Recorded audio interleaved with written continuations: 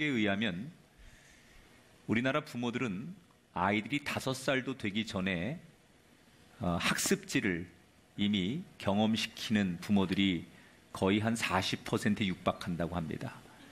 10%가 넘게 학원을 다니게 하거나 한 12%는 문화센터나 과외를 받게 하는 등 5살도 채 되지 않은 아이들에게 너무 많은 교육을 우리나라의 부모들이 시행하고 있다는 거죠. 그렇게 조기 교육을 하는 이유가 뭐냐? 이유는 간단합니다. 다른 아이들에게 뒤처지면 안 된다. 그러니까 내 아이를 생각하는 게 아니라 결국은 누구에게 뒤처지면 안 되겠다라는 것 때문에 내 아이를 교육시킨다는 거예요. 그런데 이렇게 부모들의 생각 때문에 조기 교육을 받는 우리나라 아이들이 행복하냐? 통계에 보니까 전혀 행복하지 않아요. 이 아이들이 그렇게 조기 교육을 열심히 받고 나서 그 뇌를 연구해 보니까 우리나라의 KBS의 전직 PD였던 신성욱이라고 하는 분이 뇌 과학자들의 그 발표를 정리해서 책을 하나 냈어요. 근데 거기에 책 제목이 조급한 부모가 아이 뇌를 망친다. 이 과학자들이 연구해낸 논문을 종합해서 내놓은 책입니다. 오늘 우리 시대는 속도를 미덕이라고 생각합니다. 그래서 빠르게 뭔가를 진행해야 된다고 생각하는 조급함 속에 살아갑니다. 빨리 성과가 나오지 않으면 견디지 못해 하는 현대인들. 그렇다 보니 신앙인들도 이런 세상의 문화 속에 젖어 있다 보니 교회 와서 기도를 해도 빨리 뭔가 열매가 없으면 신앙을 쉽게 포기하고, 어떤 목사님의 설교를 듣고 그 교회를 좀 알려고 해도 조급함 때문에 한번 들어보고 그 목사님의 영적 능력이나 교회 수준을 판가름하려고 하는 그런 조급함 때문에 신앙의 본질을 잃어버리는 경우가 굉장히 많습니다. 그런데 이런 조급함의 삶이라는 게 지금 이 시대에만 존재했던 게 아니라 예수님 시대에도 있었더라고요. 오늘 우리가 지금 읽고 있는 이 본문 말씀 누가복음 19장 11절부터 28절의 말씀은 예수님이 지금 예루살렘을 향해 가시는 거잖아요. 그런데 예수님을 따르는 제자들과 예수님 사이에는 같은 예루살렘이라고 하는 곳을 놓고 서로가 생각의 차이가 있어요. 예수님은 지금 예루살렘을 왜 가시는 거예요? 십자가의 죽음을 당하시려고 가는 거예요. 그런데 제자들은 예루살렘에 대해서 어떤 환상이 있었느냐? 예루살렘에 가면 새로운 나라가 만들어지고 예루살렘에 가면 예수님이 새로운 왕으로 등극해서 로마의 식민지 속에 살던 이 유대인들을 건져주실 킹으로 예수님을 생각하는 거예요. 그래서 예루살렘에 가기만 하면 하나님이 도래해서 하나님의 나라를 만들어서 마치 쓰나미처럼 저 로마 사람들, 그동안 우리를 괴롭혔던 저 사람들은 다 벌하시고 하나님의 백성들을 새롭게 만드는 천국과 같은 나라를 만들어 주실 것을 예수님의 제자들은 기대하고 가는 거예요. 또 오해가 생긴 거죠. 예루살렘이라고 하는 목적을 향해 가는 예수님과 제자들 사이에 완전히 생각이 전혀 다른 거예요. 마치 예루살렘에 이제 얼마 안 남았는데 거기 가면 뭔가 굉장한 일이 있을 것처럼 기대하는, 서두르는 조급함을 가진 제자들에게 예수님께서 그 오해를 풀어주기 위해서 들려주신 이야기가 오늘의 본문 말씀이죠. 오늘도 비유예요, 예수님께서. 근데 이 비유는 예수님의 여행기의 마지막 비유예요. 그래서 굉장히 재미있는 비유인데 오늘 비유가 이렇게 시작됩니다. 12절에 보니까 어떤 귀인이 왕위를 받아 가지고 오려고 먼 나라로 갈 때라고 소개합니다. 이게 무슨 얘기냐면 이 당시 실제로 예수님 당시의 유대인들은 유대를 다스리는 그 나라의 왕이 되려면 로마의 식민지이기 때문에 로마로부터 가서 로마의 왕으로부터 인정을 받아야 돼요. 그래서 유대를 다스리는 왕이 될 사람이 로마에 가서 내가 유대를 다스릴 수 있도록 나에게 승인해 주십시오 라고 이렇게 인준을 받아오는 과정이 있었어요. 그래서 한 왕이 되려고 하는 사람이 먼 나라라는 것은 로마를 얘기하는 거겠죠. 그러니까 유대인들이 다 그걸 아는 거예요. 왕이 되려고 먼 곳에 가서 인준을 받으려고 합니다. 자, 그런데 이 주인이 가기 전에 먼 나라를 가니까 언제 올지 모르는 거예요. 그래서 자기 종들을 다 불러놓고서 어떤 이야기를 합니다. 어떤 이야기를 하느냐 13절에 보니까 그 종 열을 불러 은화, 열 문화를 주며 이르되 내가 돌아올 때까지 이것 가지고 장사를 하라 이렇게 얘기했어요. 아마도 자신의 집에서 일하는 그 종들을 10명을 다 불러가지고 자기 없는 동안 집을 잘 지켜달라 이렇게 뭐 여러 가지 일들을 부탁하면서 한 사람당 한 문화의 자금을 공평하게 주었다는 거예요. 이 한 문화라고 하는 화폐 단위는 노동자 한 명이 100일 동안 일해서 벌 수 있는 돈, 지금으로 환산하면 한 1,000만 원쯤 될 거예요. 결국 작은 돈은 아니죠. 그런 돈들을 10명에게 똑같이 나누어 주더라는 거예요, 주인이. 그런데 이 돈을 받는 이 주인들의 마음이 각각 달랐어요.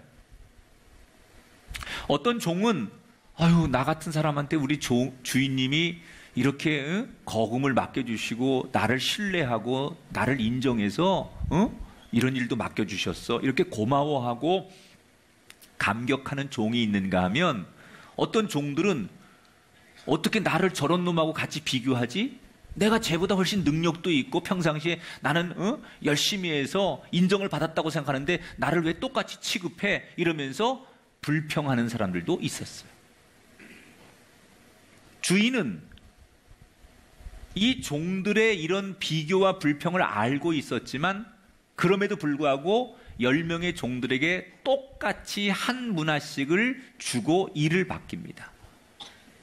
왜냐? 이 주인의 마음은 종들의 과거 이런 걸 상관하지 않는 주인이에요. 이 주인의 마음은 이들이 얼마나 과거에 상을 많이 타고 일을 잘하고 업적이 있느냐 이런 걸 중요하게 보는 분이 아니라 지금 내 앞에 놓인 사람을 똑같이 사랑하는 사람이 이 주인의 마음이에요. 예수님이 이 비유를 들려주신 이유가 뭘까요? 예수님의 마음도 그렇다는 거예요. 이 비유 속에 등장하는 주인처럼 예수님도 제자들이나 우리를 과거를 보고 과거 때문에 더 많이 높게 평가하고 과거의 무슨 문제 때문에 그를 이상하게 평가하고 그러시지 않고 이 주인처럼 예수님의 마음도 우리를 지금 내 눈앞에 놓여진 우리들을 동일하게 사랑하시는 마음이 바로 차별 없이 사랑하는 마음이 주님의 마음이라는 거예요. 그래서 우리는 하나님을 가리켜 뭐라고 말해요? 공평하신 하나님이라고요. 예수님은 모든 사람을 오늘도 동등하게 사랑하세요. 여러분 죄송해요. 목사라고 하나님이 저를 더 사랑하실까요? 그럼 얼마나 좋겠어요. 하나님은 그러신 분이 아니에요. 저나 여러분이나 동등하게 사랑하세요. 아멘 안 하면은 뭐 하나님은 그러신 분이에요. 물론 어떤 분이 이렇게 반론할지 몰라요. 에이, 목사님 그 말에 동의할 수가 없어요. 주님이 우리를 동등하게 사랑하신다는데 저는 그걸 믿지 못하겠어요. 왜냐? 나는 동등하게 사랑하면 저 사람은 저렇게 많은 걸 누리고 많은 걸 가지고 사는데 동등하신 주님이 어떻게 나한테는 저 사람이 가진 능력과 달란트와 저 사람의 행복의 조건을 나한테는 주시지 않지요? 동등한 하나님이라면 저 사람이 가진 만큼 내가 원하는 걸 나도 갖게 해주셔야 동등한 주님 아닙니까? 이렇게 얘기할 분이 있어요. 여러분, 그건 여러분이 정말 잘못 생각하시는 거예요. 많은 사람들이 자꾸 누군가와 비교를 하면서 자기를 낙심하게 합니다. 왜 비교하고 낙심하느냐? 그건 세상의 기준이에요. 우리가 어떤 문제를 바라보는 시각이 두 개가 있어요. 세상의 세상은 우열을 가리는 게 세상이에요. 승패를 가르는 게 세상이에요. 그래서 세상의 시선은 누가 이겼느냐, 누가 앞섰느냐? 이게 세상에 항상 바라보는 조건이에요. 그런 세상의 눈으로 바라보는 사람은 그 세상의 기준에 의해서 남보다 앞서는 것이 행복이고 그게 진짜로 축복이라고 생각하니까 조급한 거예요. 그런데 하나님의 시선은 달라요. 하나님은 세상처럼 우열을 가리고 승패를 가르는 눈으로 보시는 게 아니라 우리를 하나님은 어떤 눈으로 보시느냐? 동등하게 보신다는 거예요. 그래서 하나님의 나라 일을 맡길 때 동등하게 일을 맡겨주신다는 거예요. 그러니까 하나님이 기뻐하는 사람은 재능이 있고 남보다 앞서는 사람이 아니라 하나님의 그 사랑과 하나님의 신뢰를 믿는 사람. 나한테 주어진 이것을 하나님이 주셨다라고 생각하고 그것을 기쁘게 지키고 살아가는 사람이 진짜 하나님 나라의 승리자인 줄 믿으시기 바랍니다. 누구와 비교하지 않고, 사람은 비교하는 걸 좋아해요. 사람은 우열을 가리는 걸 좋아해요. 그러나 우리 주님은 누구도 비교하지 않고 여러분 모두에게 공평하게 하나님의 사랑을 주시는 분이에요. 그래서 우리가 믿음을 갖는다는 건 공평하신 하나님을 믿고 최선을 다하며 사는 거예요. 주인이 이렇게 10명의 종에게 한 문화씩을 다 맡기고 먼 외국으로 떠나게 됐어요. 자, 그런데 이 주인이 자리를 비운 사이에 그 나라에 큰 일이 생겼어요. 어떤 일이 생겼을까요? 14절을 함께 볼게요. 같이 읽어봐요. 시작. 그런데 그 백성이 그를 미워하여 사자를 들여보내어 이르되 우리는 이 사람이 우리의 왕됨을 원하지 아니하나이다 하였더라.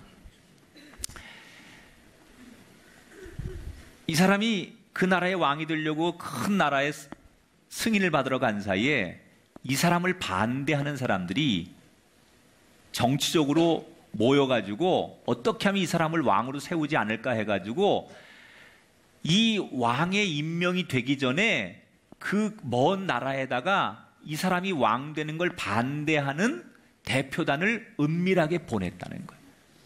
이 사람이 왕 되려고 하는 것을 방해하는 세력이 나타났다는 거예요. 여러분, 이렇게 조직적으로 이 사람을 왕으로 세우는데 반대했다라고 하는 것은 그냥 단순히 반대했다는 얘기가 아니라 모여서 여론을 만들고 가짜 뉴스를 만들고 이 사람을 흉보고 이 사람이 자격이 없음을 얘기하고 부도덕한 사람이라고 얘기하고 막 그랬을 거 아니에요. 그래서 사람들의 막 여론을 모아가지고 그 힘을 가지고 이 사람을 반대하려고 나라에다가 밀사를 보낸 거 아니에요. 그런데 그런 방해에도 불구하고 다행히 이 주인은 먼 나라에 가서 왕이라고 하는 인정을 받고 돌아오게 돼요. 다행이죠. 15절을 볼게요. 귀인이 왕위를 받아가지고 돌아와서 은하를 준 종들이 각각 어떻게 장사하였는지를 알고자 하여 그들을 불렀다. 이 종이 다행히 반대함에도 불구하고 목적대로 왕의 승인을 받고 돌아와요. 그리고 제일 먼저 뭘 하느냐? 그동안 자리를 비운 사이에 자기 종들이 어떻게 일했는지 다 불러가지고 확인을 하는 거예요. 자, 첫 번째 종이 들어왔어요. 뭐라고 얘기하느냐? 제게 한 문화를 맡겨주셨는데 내가 열심히 일해서 10문화를 남겼습니다. 10배를 남겨왔어요. 그러니까 이 주인이 뭐라고 칭찬해요? 17절에 잘하였도다 착하고 충성된 종아, 네가 극히 작은 것에 충성했으니 너한테 내가 10고을의 권세를 차치하리라. 네가 이렇게 작은 일에 충성한 거 보니까 내가 왕으로서 너 10마을을 다스릴 권세를 너에게 준다. 이렇게 축복을 했어요. 두 번째 종이 왔어요. 한 문화를 가지고 자기는 5배 이익을 남겼대요. 너도 정말 수고했구나. 그리고 그 종에게는 5고을을 맡을 수 있는 권한을 주었대요. 자, 이 주인이 왜 이렇게 두 종을 만나고 기뻐했을까? 얼핏 생각해서는 내가 준 돈을 가지고 10배로 이익을 남기고 5배로 이익을 남겼기 때문에 그것 때문에 이 주인이 좋아할 거라고 생각하지만 진짜 이유는 돈이 이익이 돼서 좋은 게 이유가 아니라 17절에 힌트가 나와요. 잘하였도다 착하고 충성된 종아, 내가 따라합시다. 충성하였으니.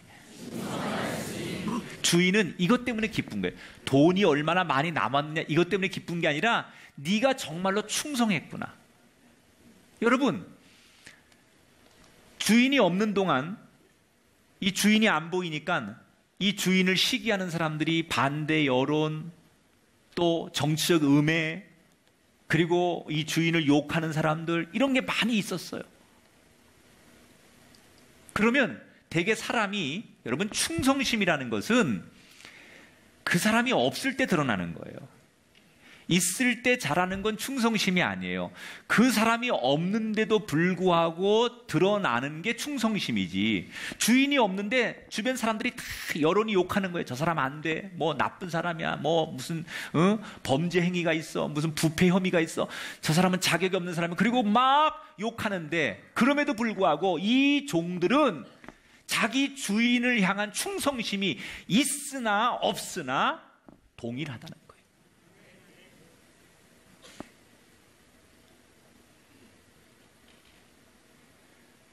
여론이, 다수가 자기 주인을 흔들어요.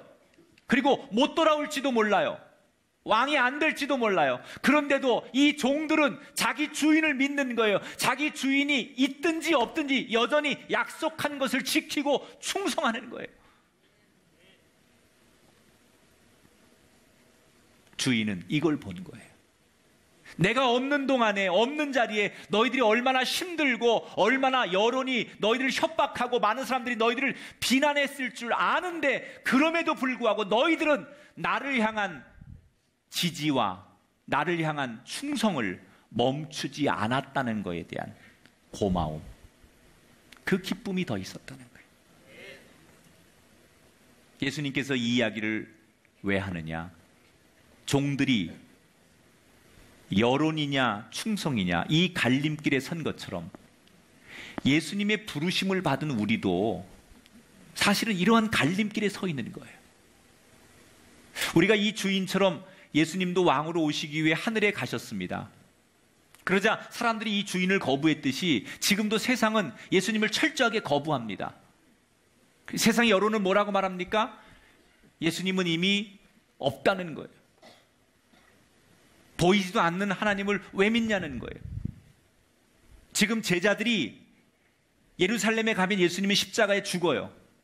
그러면 세상 사람들은 뭐라고 말하겠어요? 예수님이 이제 끝났다는 거예요. 죽었다는 거예요. 더 이상 예수님을 따라다닐 이유도 없고 예수님의 능력을 확인할 길도 없으니 더 이상 예수는 없는 거라고 생각할 거라는 거죠.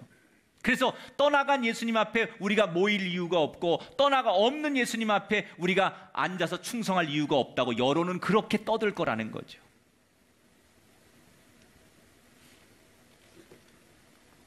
세상은 다수가, 여론이, 많은 사람이 얘기하는 게 진리라고 생각해요. 우리는 많은 사람의 의견이 있는 곳이 진리라고 생각해요. 그러나 여러분, 진리는 그게 진리가 아니에요. 그건 여론이에요, 여론.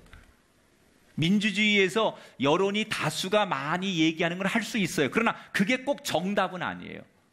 따라합시다. 소문이 정답은 아닙니다. 여론이 정답은 아닙니다. 뭐가 진리예요? 뭐가 정답이에요? 진리의 말씀, 예수님의 말씀이 정답이에요. 다수가 말해도 논리적으로 보여도 여론이 정답이 아니에요. 오직 그리스도, 예수님만이 정답이십니다. 이것을 믿고 따를 때 훗날 예수님께서 우리에게 오셔서 기뻐하시고 위로하시고 우리에게 큰 상급을 주는 거예요.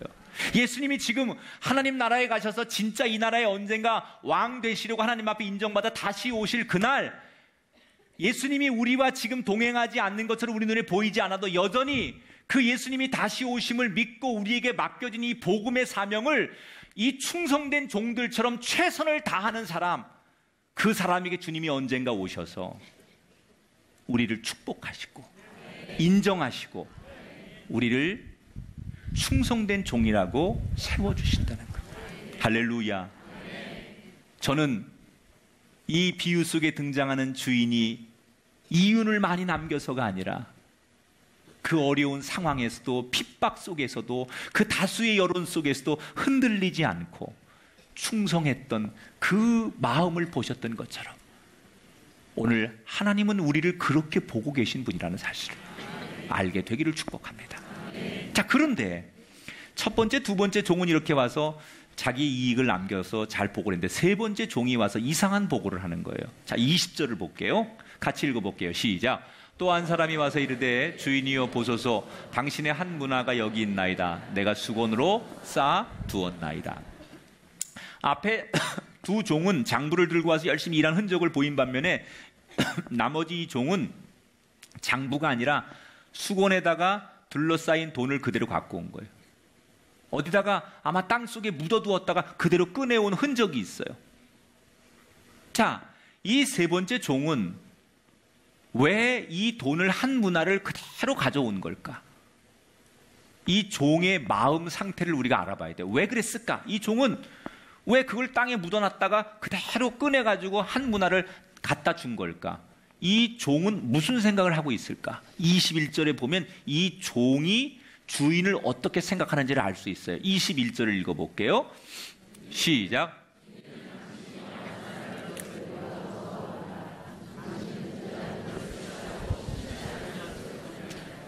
자, 이 지금 종은 자기 주인을 어떤 사람으로 생각하고 있어요? 굉장히 엄격한 사람, 무서운 사람, 결과를 추궁하는, 결과가 안 나오면 밑에 사람들한테 가혹하리만큼 책임을 묻는 사람, 이렇게 자기 주인을 생각하는 거예요. 그래서 이 종은 무슨 생각해요? 우리 주인이 만약에 내가 열심히 일을 하다가 어디 투자를 했다가 열심히 장사해서 이윤을 못 남기고 손해를 끼쳐오면 나에게 책임을 물을 거다. 그러니 차라리 그럴 바에는 본전이라도 원전이라도 그냥 그대로 관리했다가 주는 게 좋겠다. 이런 생각을 했다는 거죠. 자, 이 종은 첫 번째, 두 번째 종과 다르게 자기 주인에 대해서 오해를 하고 있는 거예요. 자기 주인이 결과만을 중요하게 생각하고 돈만을 중요하게 생각하고 뭔가 목적 지향주의의 생각을 가진 주인으로 자기 주인을 이 종이 자기 멋대로 판단하고 있다는 거예요. 주인이 이 이야기를 듣고 뭐라고 말해요? 22절 23절 악한 종아, 너는 내가 두지 않은 것을 취하고 심지 않은 것을 거두는 엄한 사람인 줄 알았느냐?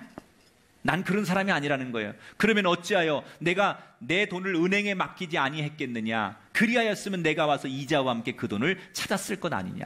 너는 나를 그렇게 정말 돈밖에 모르는 사람, 결과만 따지는 사람으로 봤느냐? 내가 만약에 그런 사람이었다면 너한테 이걸 왜 맡겼겠느냐? 차라리 은행에 맡겨서 이자라도 내가 얻는 게 더 낫지. 나는 그런 사람이 아니라는 거예요. 나는 이익이냐 손해냐 그런 결과를 너에게 보고 싶었던 게 아니라 네가 얼마나 이 과정을 열심히 했느냐, 앞선 종들처럼 이 과정 앞에 네가 누가 보든 보지 않든 얼마나 충성했느냐, 그걸 보고 싶었다는 거예요. 세 번째 종에게 주님이, 이 주인이 원했던 것은 네 능력 그런 것을 원하는 것이 아니라 자기에게 주어진 그 능력과 권한을 얼마나 활용하는지, 아니면 게으르게 사는지, 그 주인을 얼마나 신뢰하는지, 이걸 보고 싶었다는 거예요. 결국 주인을 오해한 이 세 번째 종은 한 문화를 빼앗기게 됩니다.